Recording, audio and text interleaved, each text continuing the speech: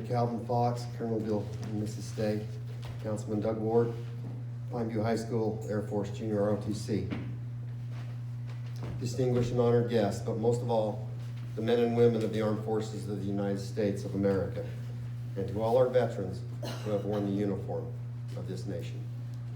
Thank you for being here with us today at this historic and to many hallowed ground of Washington City's Veterans Park, to remember with us, give thanks, and offer prayers of healing and of hope for peace. I am personally honored and humbled to be here with you today. In the years following the Civil War, the first Memorial Days were held to remember those that did not come home from war. In 1971, a federal holiday was established by Congress. The last Monday in May was set aside as a day of remembrance, decoration, and solemn tribute to our nation's war dead. Veterans Day in November honors those that did come home. The Bible tells us if you owe debts, pay debts. If honor, then give honor. If respect, then give respect. The debt our nation owes those who have worn the uniform is a debt we will never be able to fully repay. Their sacrifices are just too great. But that doesn't mean we don't try. How many times have we heard this? Not able to repay. The emphasis is that we do all that we can to try. Of the million-plus men and women who have died in American military service, the vast majority are so-called everyday heroes. They are brothers and sisters who fought alongside sons and daughters who have left unfillable holes in families, communities, and hearts across this country. Their friendship, their bravery, and their commitment to duty will never be lost. We not only honor them for their sakes alone, but for our own also. President Lincoln in 1863, during the height of the carnage of America's only war, where by great majority all the dead were Americans, he said, "Through their deeds, the dead have spoken more eloquently for themselves than any of the living ever could, and that our living could only honor them by rededicating ourselves to the cause for which they so willingly gave a last full measure of devotion." From the hour of our nation's birth, the best, brightest, and bravest have stepped forward to defend our freedom. From Concord to San Juan Hill, from Marne to Midway, from Incheon to Tet, from Fallujah to Kamdesh, nearly 50 million men and women have donned the uniform of the United States military, and nearly 20 million still walk among us today. As we speak, a new generation of American veterans is being forged across this world. Millions have served our country, but to me personally, it comes down to the individual, the person, the soldier, the human being that had a life before war, that had plans for the future, and all did everything in their lives to serve, to go into harm's way, to answer the call. If for them, they would let it pass from them, but for their country, they go, pushing themselves beyond human endurance and expectations.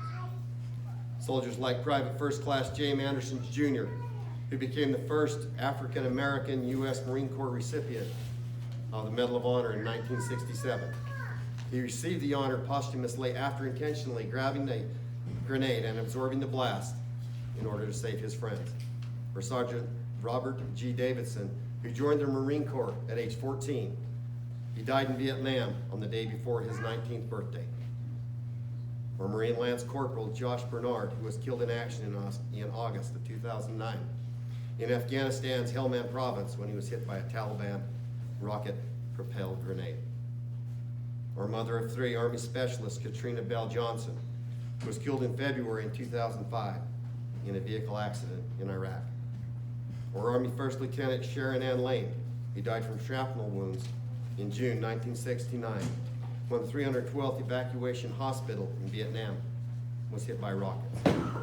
Or Army Corporal Melvin Randall Hill, who at 19 was killed in the Battle of the Chosin Reservoir, Korea, 1950.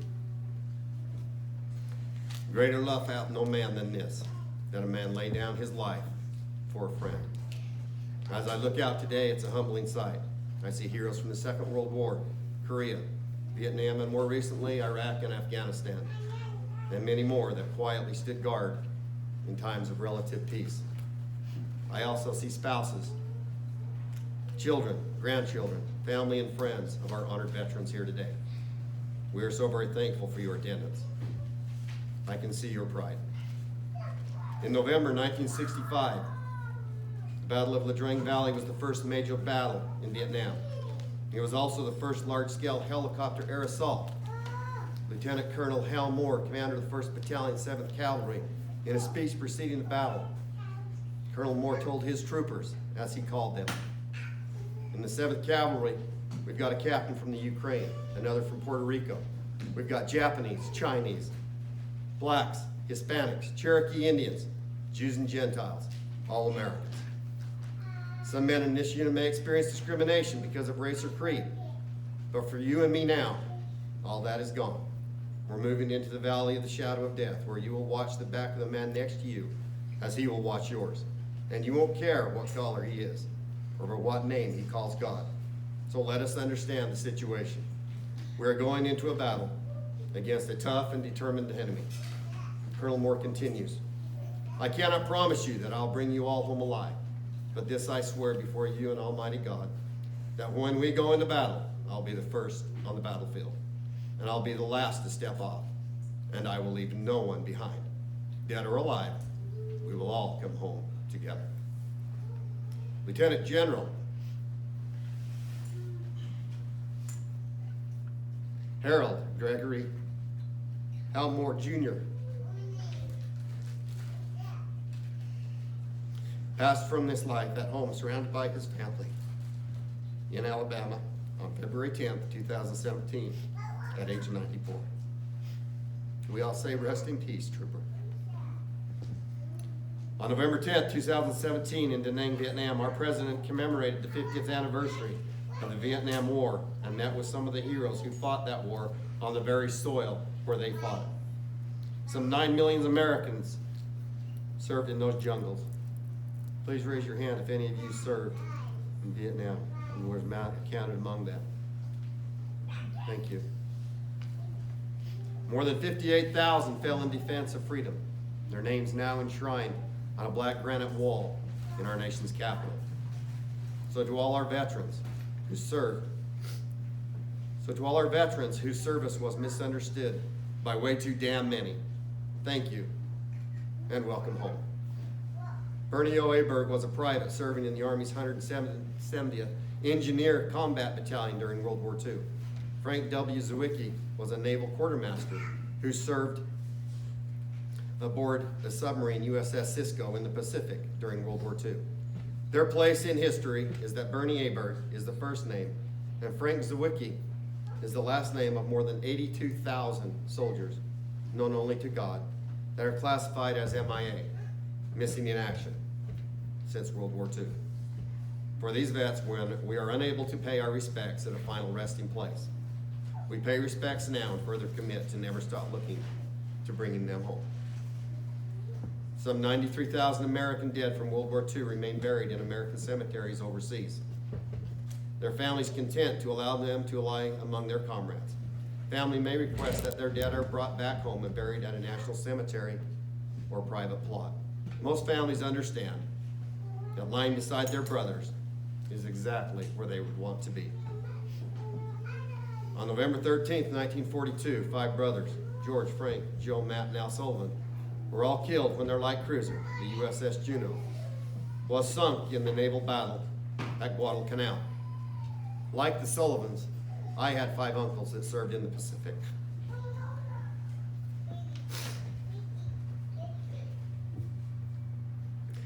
They were Walter, Morris, Stanley, Keith, and Kent.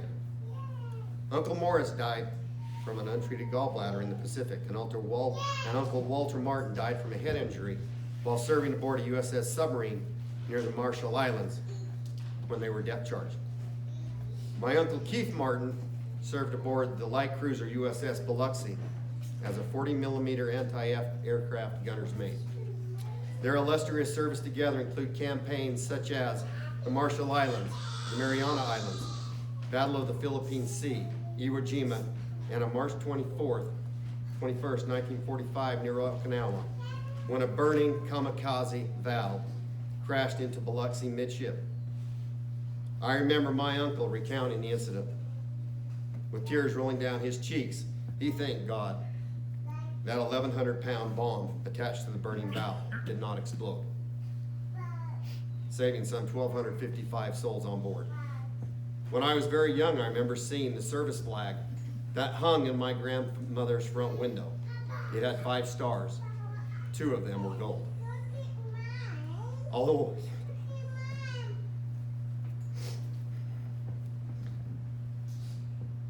Uncle Morris and Uncle Walter died before my birth, it seems as though I have known them my entire life because of their memory that has been kept alive. I am proud to be their nephew. Last November, Utah lost one of our own when Army Major Brent Taylor, age 39, was killed in action while training an Afghan Army Commando Battalion near Kabul, Afghanistan. Major Taylor was also the mayor of North Ogden and a father to 7 children. In February 2019, the U.S. Senate passed a resolution to rename the North Ogden Department of Veteran Affairs Outstation as the Major Brent Taylor Veterans Center Outstation. Today we honor Brent Taylor.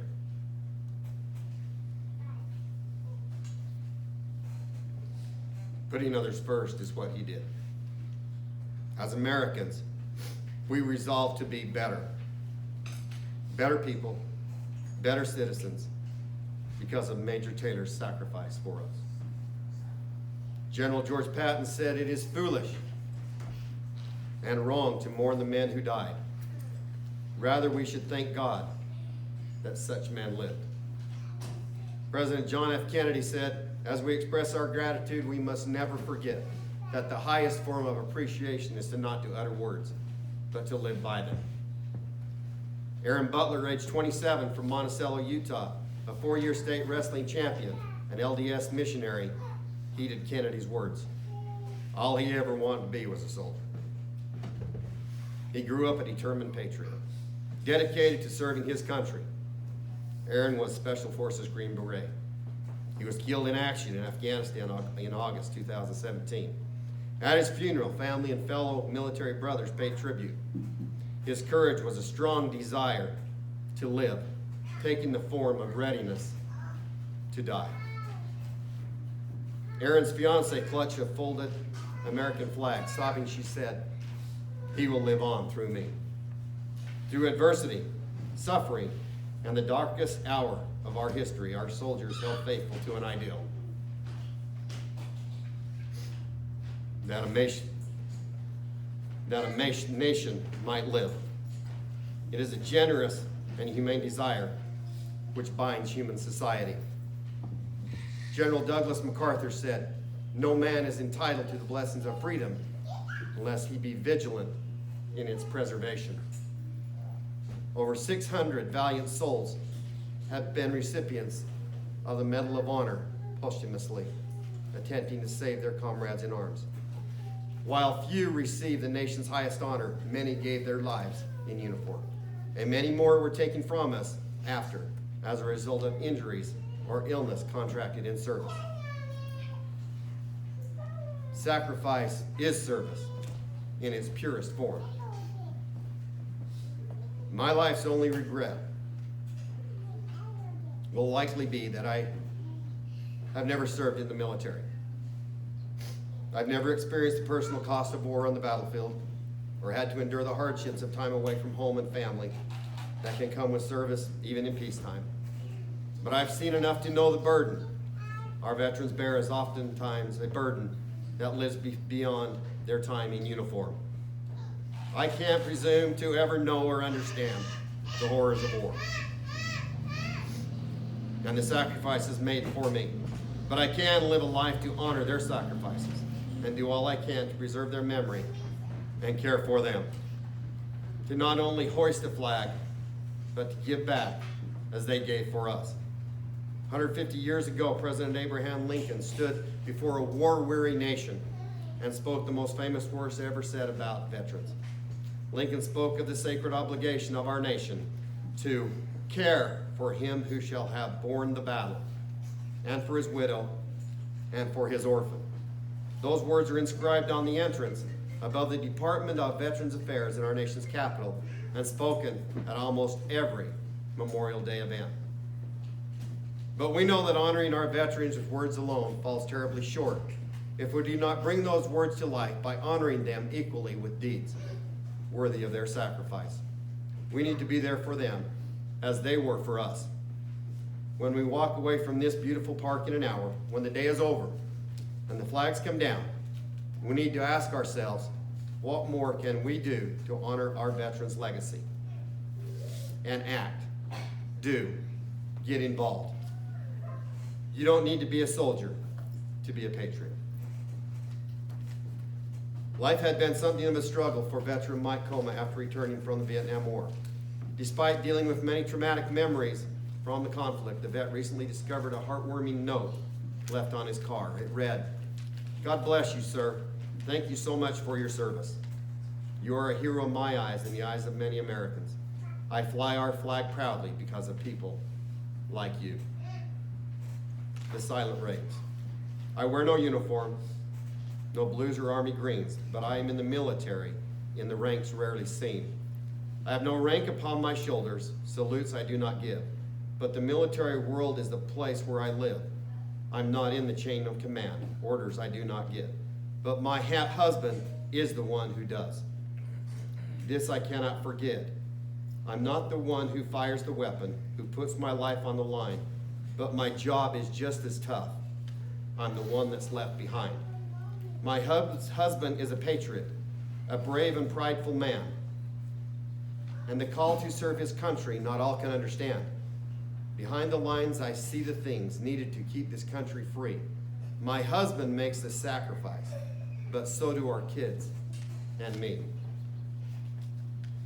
The nation rebuilds itself not only by people it produces,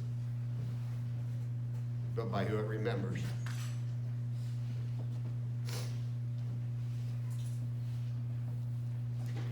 Every voter in America has a voice, and each voice can play a part in letting Congress, state legislators, and city councils know they need to take better care of our veterans and their families, and that we expect that their words will be matched by deeds. Over time, every enlistment comes to an end, but a veteran service has no expiration date. We should be grateful for their time in the military, but for all they do to continue to give back to their country and its citizens long after their discharge. Peace does not come or stay just because we wish for it.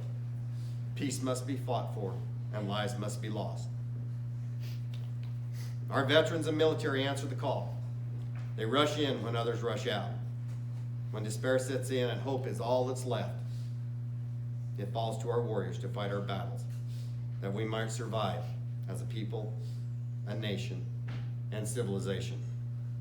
While visiting the Vietnam War Memorial, President Ronald Reagan left this note on November 11th, 1988. Our young friends, yes, young friends, for in our hearts you will always be young, full of love that is youth, love of life, love of joy, love of country. You fought for your country and for its safety, and for the freedom of others with strength and courage. We love you for it. We honor you, and we have faith that as he does all his sacred children, the Lord will bless you and keep you. The Lord will make his face to shine upon you and give you peace now and forevermore. Our national anthem ends in a question and challenge. Does that flag still wave o'er the land of the free and home of the brave?